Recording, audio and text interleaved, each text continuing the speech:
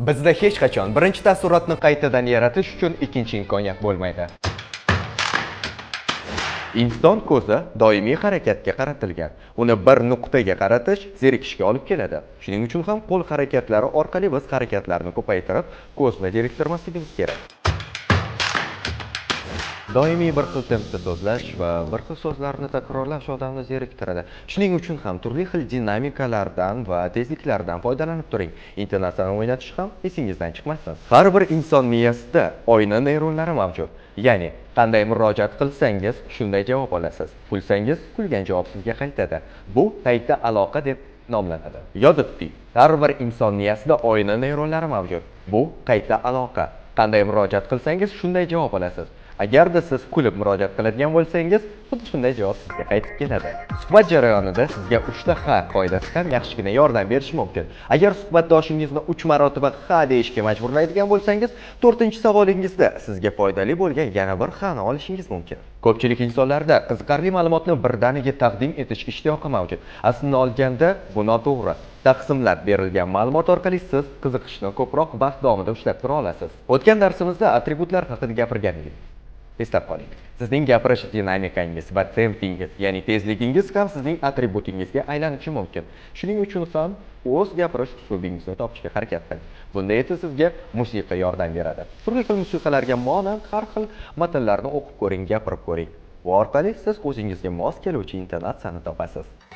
Endilikda siz nutqingizni o'zi gap so'zlaringiz qiymatini oshirib unga salobat berishini istasangiz, faqat nazariy emas, balki amaliy mashqlar, psixologik yondashuvlar va samarali texnikalar yordamida bu mahoratni egallamoqchi bo'lsangiz, nutqingizni, talaffuzingizni va gapirishdagi ishonchni oshirmoqchi bo'lsangiz, so'zlaringiz ohangli, o'tkir va salobatli chiqishini istasangiz, unda Nodir Nuriddinov Instagram sahifasiga obuna bo'ling.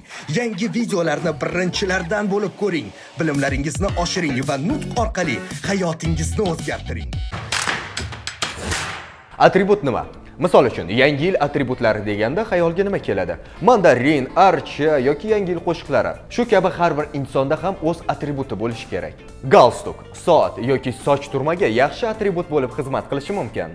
Oqim bo'ylab suzayotgan baliqlardan ajralib turish juda ham muhim. Ertaklarda sazan baliq emas, balki oltin baliq obrazi shakllanishi ham bejiz emas. Misol uchun, muhim uchrashuvlarda Alisher Usmonov galstuk va ko'zoynak stilistikasiga va dizayniga alohida e'tibor qaratishi bejiz emas. Hozir suratlarda ko'ramiz.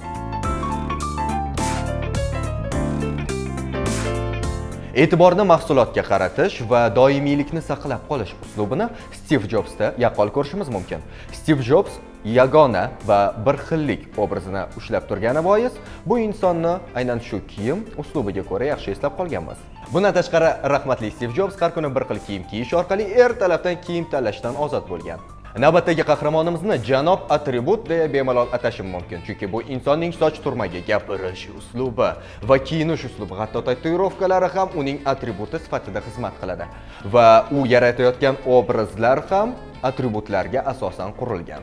Hozir so'z Johnny Depp haqida bormoqda va aynan uning obrazlariga ham e'tibor qaratadigan bo'lsak, Jack Wallaby yoki Willy Wonka ham atributlardan tashkil topgan. Sizningcha, bu insonning obrazlarida yaratilgan atributlar nimalar? Soch turmagi, mo'ylov, soqol ham yaxshigina atribut bo'lib xizmat qilishi mumkin.